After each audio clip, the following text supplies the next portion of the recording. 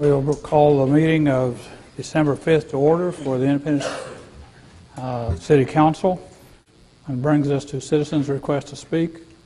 Josef Walker requests to speak to the council about the mayor's prayer breakfast.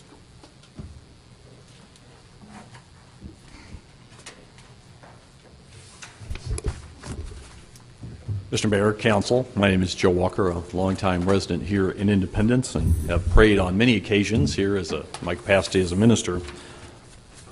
We have a formal handout, but I want to start with a story first, if I can.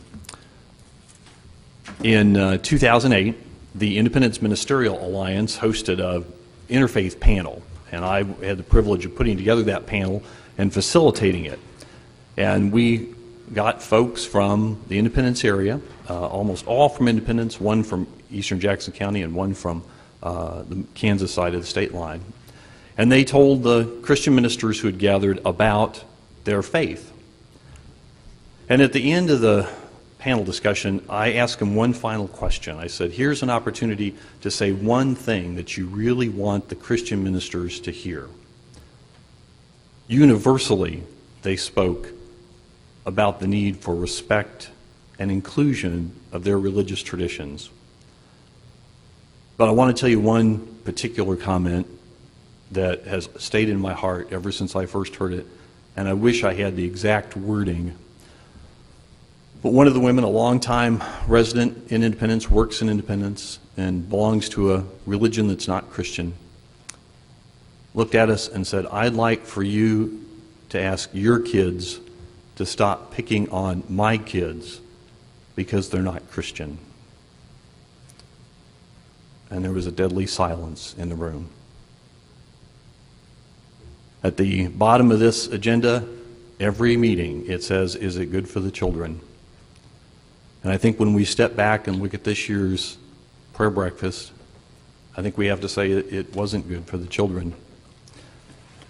This particular prayer breakfast is considerably different than the ones that have preceded it, and gosh, I've been to a lot of them. This is the first time that we've had an adherent from one religion openly, deliberately, and consistently attack another person's faith. And you can set aside all the other issues, but the point is that this was a radical departure from what we have experienced in the past. Different from the sub-commander, different from, the soccer player, et cetera, et cetera. And in sharp contrast to the words of Gracia Burnham, who, despite the fact that she was kidnapped and held hostage, despite the fact that she was shot, despite the fact that her husband was killed in that situation, managed to find, through God's love, a way to reach out and communicate with and build a relationship and see some good in even her captors who were of another faith. There's been widespread concern and conversation about the subject matter this year.